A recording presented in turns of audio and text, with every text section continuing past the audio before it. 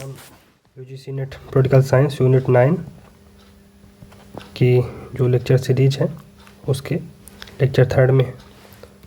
तो आज हम Frederick Winslow Taylor FW Taylor के बारे में पढ़ेंगे। तो फ्रेडरिक टेलर जो है तो अपने साइंटिफिक मैनेजमेंट अप्रोच के लिए जाने जाते हैं, जिसे टेलरिज्म कहा जाता है ना। तो he was mechanical engineer by profession, वो प्रोफेशन से मैकेनिकल इंजीनियर थे और उन्होंने मिड वाले एंड बेंथलेहम स्टील कंपनी में काम किया हुआ था, है ना। और तो नोन फॉर साइंटिफिक मैनेजमेंट है, तो यहाँ पर फादर ऑफ साइंटिफिक मैनेजमेंट ये टिटबिट्स का पार्ट है ना। तो अब आगे बढ़ते हैं। इसमें जो है तो वन ऑफ द इसमें साइंटिफिक मैनेजमेंट की जो साइंटिफिक मैनेजमेंट ये टर्म था, इसको जो कॉइन किया था लुइस ब्रांडिस ने इसको टर्म को जो है तो ब्रांडिस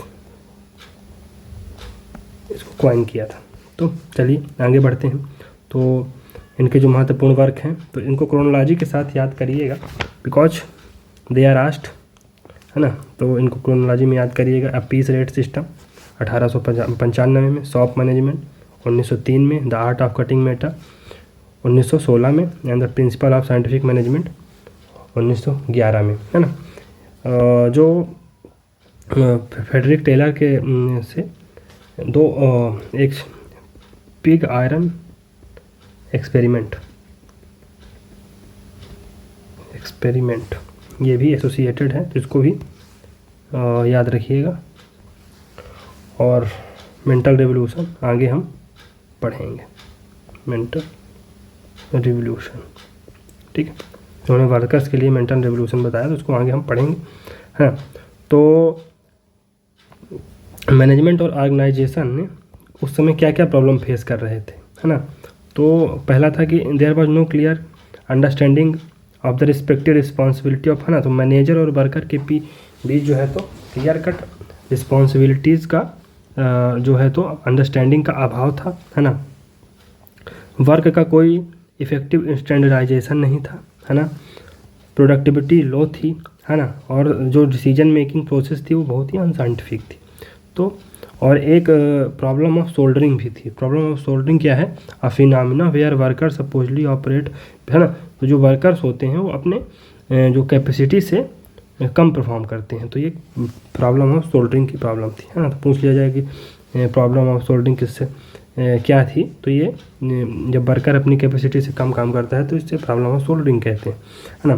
तो इनके फर्स्ट वर्क अपीस रेट सिस्टम को समझते हैं। तो इस अपीस रेट सिस्टम से तीन चीज़ें एसोसिएटेड हैं। तो observation of work through time study, है ना। टाइम स्टडी के माध्यम से वर्क का ऑब्जर्वेशन किया जाएगा, है ना। डिफरेंशियल रेट सिस्टम, है ना। रेट सिस्टम जो होगा डिफरेंट होगा, है ना।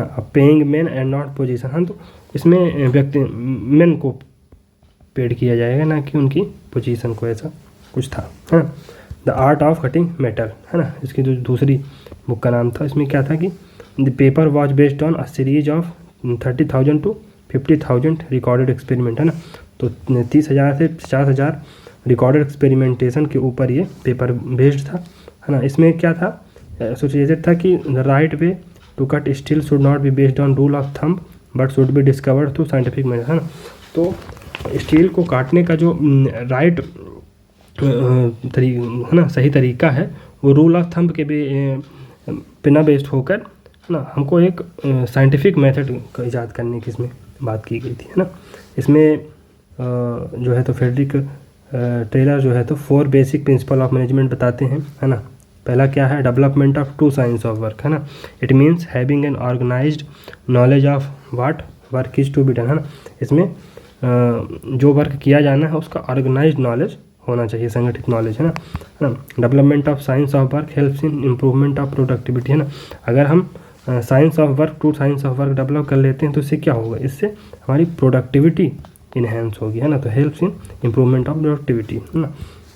दूसरा था साइंटिफिक सिलेक्शन ऑफ वर्कर, तो वर्कर्स का साइंटिफिक सिलेक्शन किया जाए, है ना।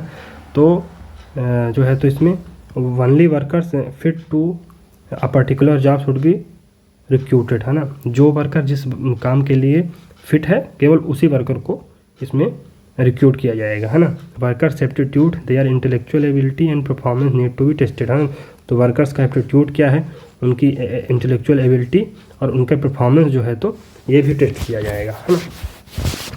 फिर थर्ड जो है तो bring together science of work and scientifically selected workers. अब जो है तो science of work and scientifically selected workers को, इनको दोनों को टुगेदर मतलब साथ मिलाने की बात की गई। तो only developing science of work and scientific selected worker is not enough, है ना। तो अगर हम साइंस ऑफ वर्क और वर्कर्स को साइंटिफिकली सिलेक्ट कर लेंगे वो काम नहीं करेगा, है ना, केवल, है ना। We need to bring science of work and we need to bring the science of work and the workers together, है ना। हमको दोनों को एक साथ लाना पड़ेगा। We should organise them in such a way that they should work in tandem, है ना, ऐसा कुछ था। चौथा division of work and responsibility between workers and the management, है ना। तो मैनेजमेंट और division of work and responsibility, तो रिस्पॉन्सिबिलिटी और वर्क का डिवीजन किसके बीच, वर्कर्स और मैनेजमेंट के बीच, है ना। तो in traditional management theory workers were entirely responsible for the work, है ना। But under scientific management there should be equal responsibility between worker, है ना। तो जो ट्रेडिशनल जो मैनेजमेंट थ्योरी थी उसमें केवल वर्कर्स जो है तो किसी वर्क के लिए रिस्पॉन्सिबल होते थे, लेकिन जो साइंटिफिक मैनेजमेंट थ्योरी है उसमें क्या है कि जो है तो रिस्पॉन्सिबिलिटी का इक्वल जो है तो डिवीजन होगा, है ना। और इसमें जो है तो इसमें एफ.डब्ल्यू. टेलर ने फंक्शनल फोरमैनशिप का जो कॉन्सेप्ट दिया है उसको पढ़ते हैं। तो वो क्या था, तो Taylor doubted the effectiveness of the earlier system of organisation where each worker was subordinate to only one boss, है ना। तो टेलर ने जो पहले का सिस्टम था जहाँ पर एक जो है तो वर्कर एक बॉस के अधीन था, एक बॉस के अधीन केवल एक वर्कर होता था, उस पर उन्होंने डाउट जताया है ना। और उन्होंने इस सिस्टम को जो है तो फंक्शनल फोरमैन के सिस्टम से जो है तो रिप्लेस किया है। वो क्या था कि here worker receive order from 8 different bosses, है ना, तो और सुपरवाइजर, है ना। यहाँ पर जो वर्कर्स हैं तो 8 अलग अलग प्रकार के बॉसेस और सुपरवाइजर से ऑर्डर्स को रिसीव करेंगे, है ना। इसमें है ना प्लानिंग फंक्शनल तो इसमें प्लानिंग फंक्शनल बॉसेस क्या क्या करेंगे, order of work and routine clerk इसके नीचे होंगे, instruction card clerk, time and cost clerk और डिसिप्लिनियर। यहाँ पर 3 जो है तो फंक्शनल प्लानिंग फंक्शनल बॉसेस के नीचे ये 3 होंगे। और एग्जीक्यूशन फंक्शनल बॉसेस के नीचे गैंग बॉस, रिपेयर बॉस और स्पीड बॉस और इंस्पेक्टर, ये 4 होंगे, है ना। और फिर एफ.डब्ल्यू. टेलर ने मेंटल रेवोल्यूशन की बात की है। तो इसमें क्या था कि scientific revolution involve a complete mental revolution on part of workers and management. तो जो है तो साइंटिफिक रिवोल्यूशन जो फेडरिक एफ.डब्ल्यू. टेलर ने इंट्रोड्यूस किया वो वर्कर्स और मैनेजमेंट के पार्ट में जो है तो कंप्लीट मेंटल रेवोल्यूशन की वकालत करता है ना देयर व्यू, है ना। तो वर्कर्स और मैनेजमेंट का व्यू, उनके ड्यूटी, उनके वर्क और ईच अदर्स, है ना, चेंज हो जाता है ना, पूरी तरह से, है ना। There is realisation among everyone that with the increase in productivity of organisation all are going to get, है ना। तो इसमें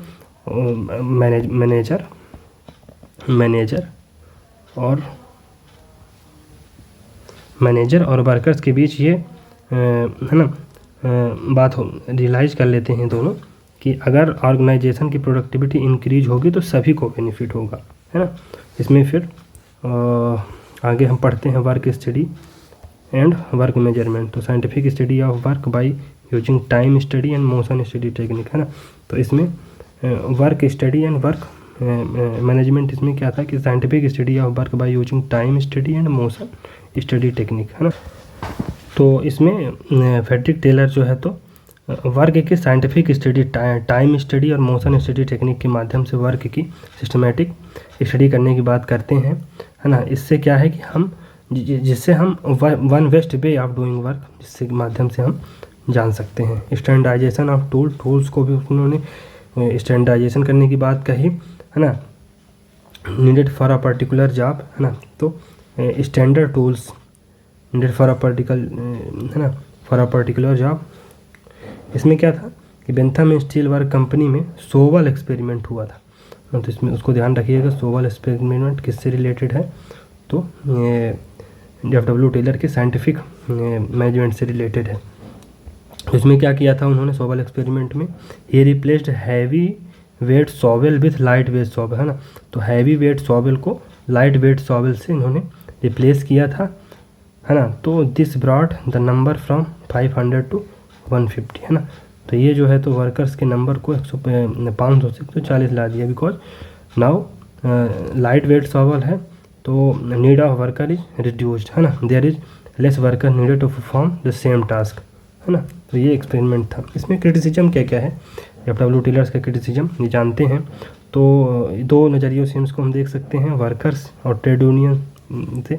तो उनका वर्कर्स और ट्रेड यूनियन का मानना है कि टेलरिज्म जो है तो वर्कर्स को मशीन के जैसा मतलब ट्रीट करता है ना, और ये वर्कर्स को डिह्यूमनाइज कर देता है ना। दूसरा क्रिटिसिज्म मैनेजर की तरफ से, मैनेजर क्या कहते हैं कि they do not approve scientific principle in place of rule of thumb. तो वो रूल ऑफ थंब के स्थान पर जो साइंटिफिक प्रिंसिपल है उनको अप्रूव नहीं करते हैं, और वो इसके more over they reject the idea of technical training of managers, है ना। तो वो मैनेजर्स की जो टेक्निकल ट्रेनिंग होनी है उसका भी आइडिया को वो जो है तो रिजेक्ट कर देते हैं। तो आज के लिए इतना ही, और धन्यवाद। मिलते हैं अगले लेक्चर में।